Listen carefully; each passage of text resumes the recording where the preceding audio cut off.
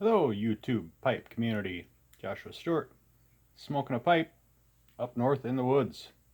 Though we're not in the woods tonight.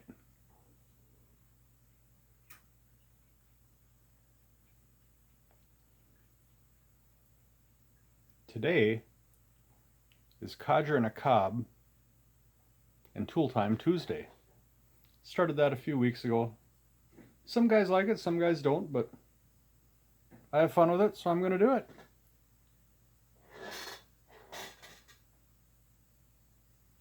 I'll start out. My Codger got half and half.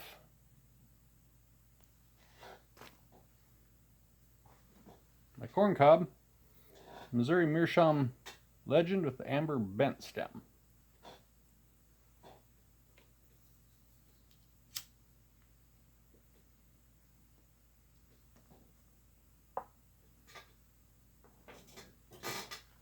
Looks like the kitty's craving some attention again.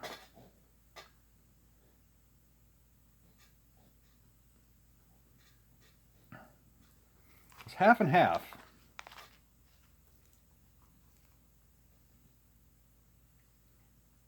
Is one of two pouches, in fact that very pouch, is one of two pouches that I bought on my very first trip when I decided to start smoking a pipe.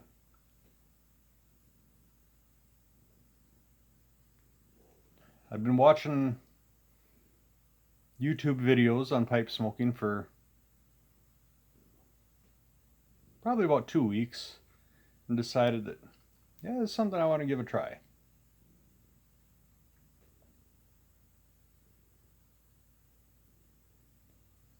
So I did a little research and I was figuring I'd get a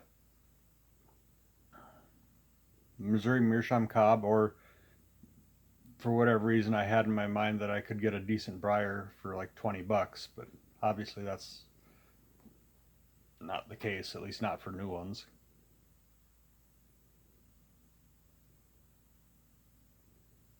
So I went up to the tobacco shop, like a mile from the house here.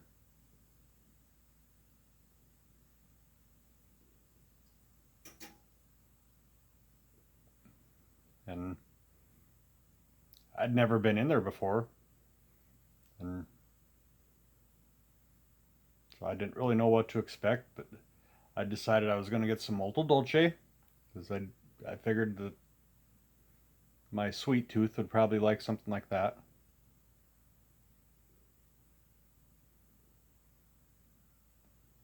And then maybe see what else they have. Get a couple of blends and a pipe and a few of the accessories.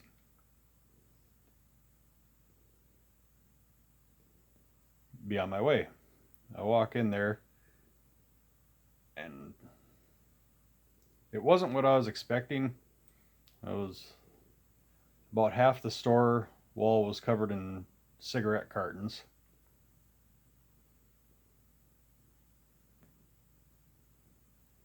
One wall had roll your own tobaccos.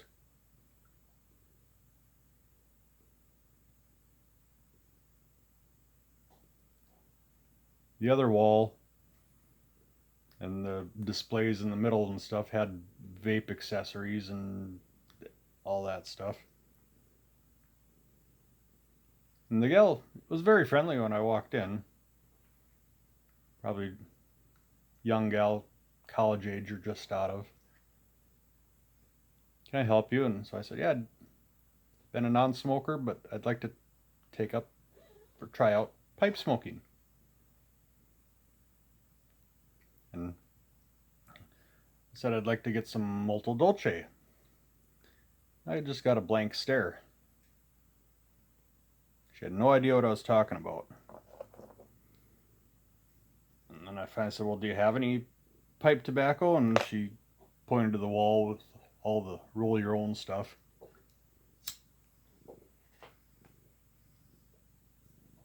I didn't want to buy a 1 pound bag of some roll your own stuff in case I didn't like it, which I probably wouldn't have liked it.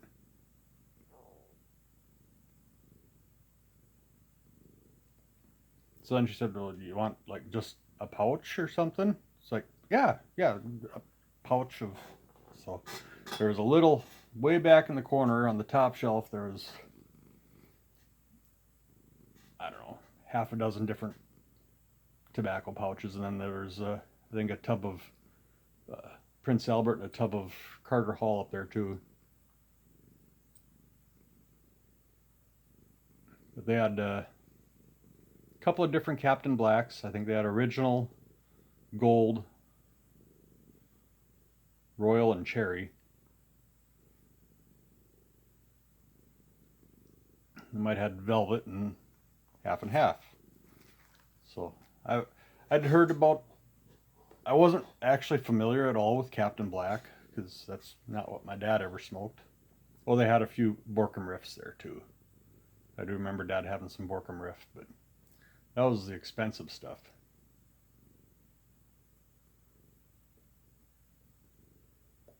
So I didn't want to spend a huge amount of money. So I decided, well, I'll just get 2 pouches. I'll get a Captain Black and a something else.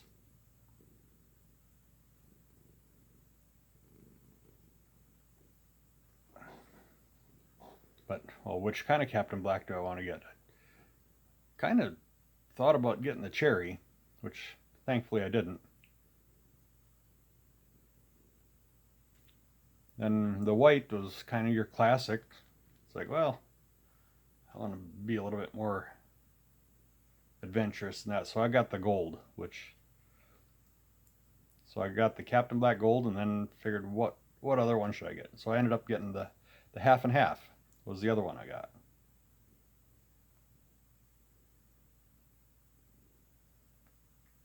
So then I bought they didn't have any Missouri Meerschaum cobs there. They just had I bought what looked like was maybe the best pipe for the price, which was still under $10, and it was a hardwood pipe. I don't remember. Might have been an Ozark or one of them. I don't remember for sure.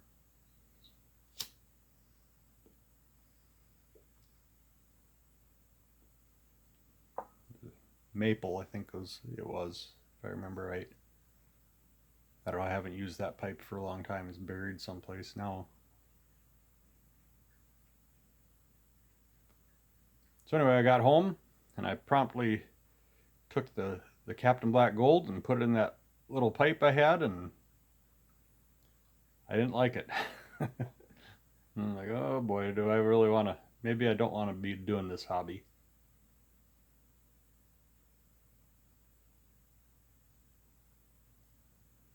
So I smoked through the bowl, and of course I didn't look up any reviews or anything until after I'd tried it, and if I'd read the reviews first, I'd have probably just went with the regular Captain Black. But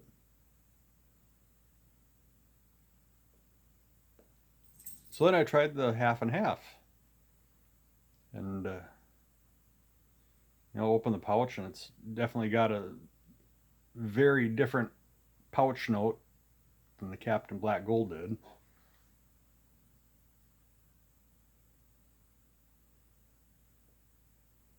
Packed the pipe and lit it up, and I liked it.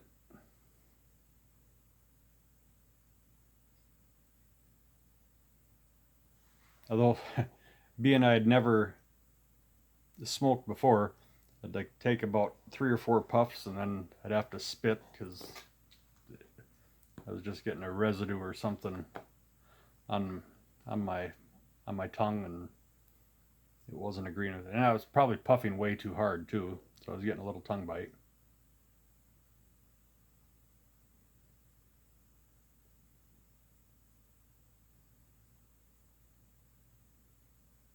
So yeah, that was my very first experience with half and half. That was,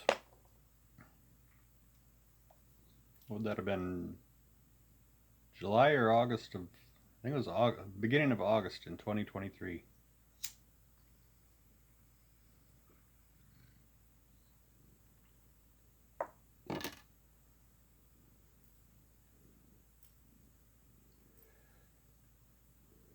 So I haven't actually had the Captain Black for a while. I've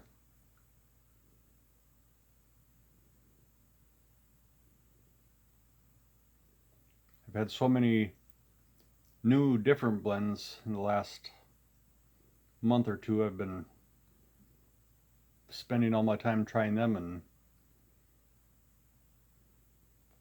trying to decide whether I like them or not, or if there's a different pipe that it might be better in, or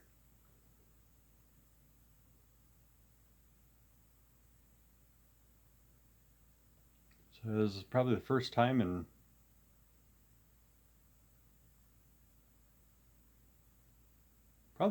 2 months that I've had half and half.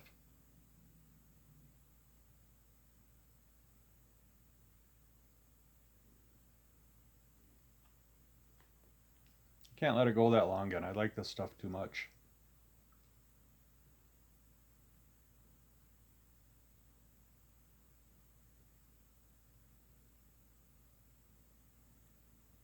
In fact, at this point, I would have to say that if I was limited to stuff that you could buy at a convenience store, Codger blends, I'd probably be half and half and Captain Black Royal.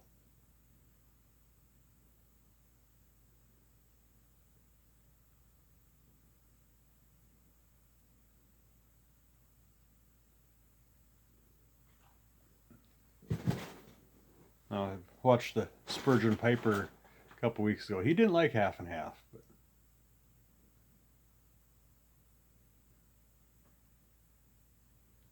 to each his own.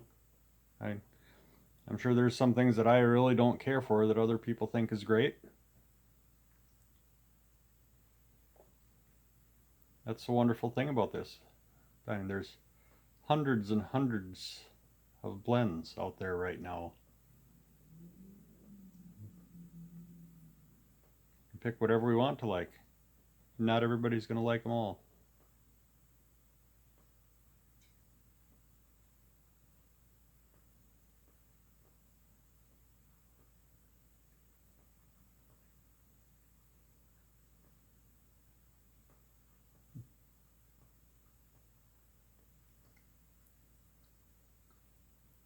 The one bad, I haven't had this, like I said, in a couple of months. I'm getting a little bit of a coating in the mouth, it feels like. And it's not bad, but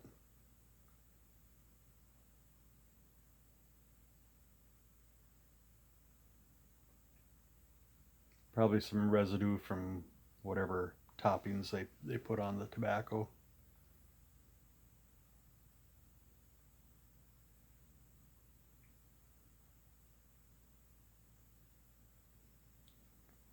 So, yeah.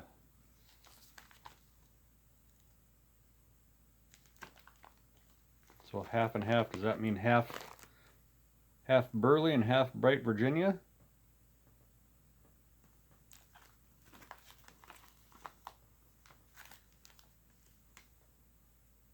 It says Burley and Bright. I looked it up at one time, but I don't remember what it said. I know there is Burleys and there is Virginias. I do remember that much, but beyond that, I'm not sure. Holy cow. I just looked at the time. We're running long again. Oh well. Codger and a corn cob and tool time Tuesday. We haven't even had the tool time yet. We'll try to be quick though.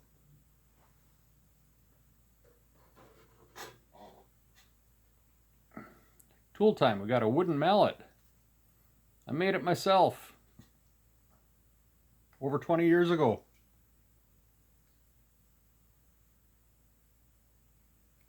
This is one of the first projects I did on a wood lathe that my dad gave me. He picked it up from a estate sale or something, knew that I was getting into the woodworking a little bit.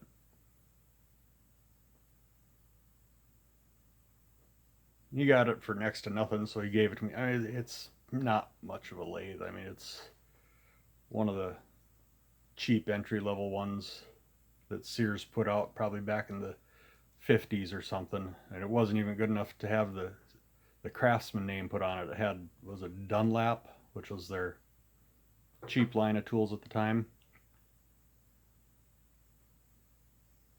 But so the head is made out of oak from oak tree that was in our yard. We had to trim one of the big branches, so I made the head out of that.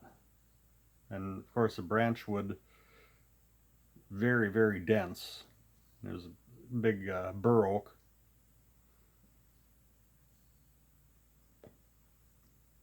I turned the head, and then I'm like, well, I need a handle. And at the same time, or like, no, it's not.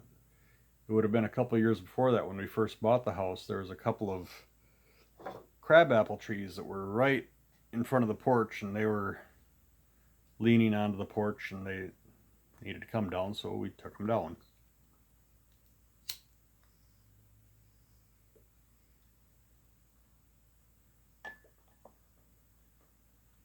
I hung on to the wood for a while, never really knowing what to do with it, and then so finally I decided, well, I'll make a handle.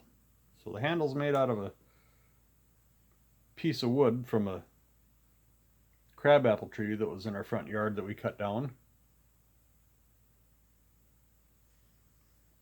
And the head is from a branch from an oak tree in our yard.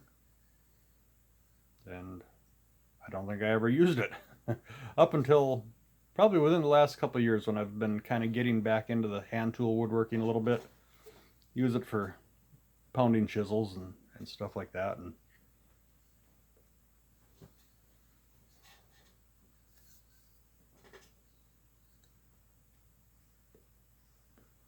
works pretty good. It's balanced pretty well. You know, it just, the only thing is with that handle, I've had to reset it a couple times, and I got a bunch of wedges and stuff, and I've probably reset the handle a dozen times on it, and it's got a crack in there now from the wedge. I don't know how long it's going to hold up, but it doesn't get, you know, you don't really reef on it really hard. I mean, you're usually just tapping and just letting the weight of the head hit the chisel. And it was made right out of the pith of the branch is right in the middle, so if you know anything about wood, you know how it shrinks and cracks. So we're starting to get some cracks. I don't know if it shows up too well. Getting some cracks showing up. But and this is well over 20 years old, so cracks shouldn't really get any worse than what they already are. So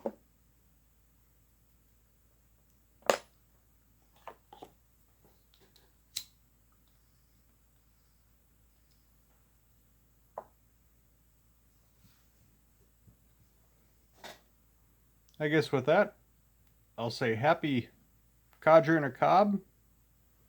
Wait, we got 3 C's. Happy codger in a corn cob and tool time Tuesday. Have a good day. Joshua Stewart, smoking a pipe up north in the woods.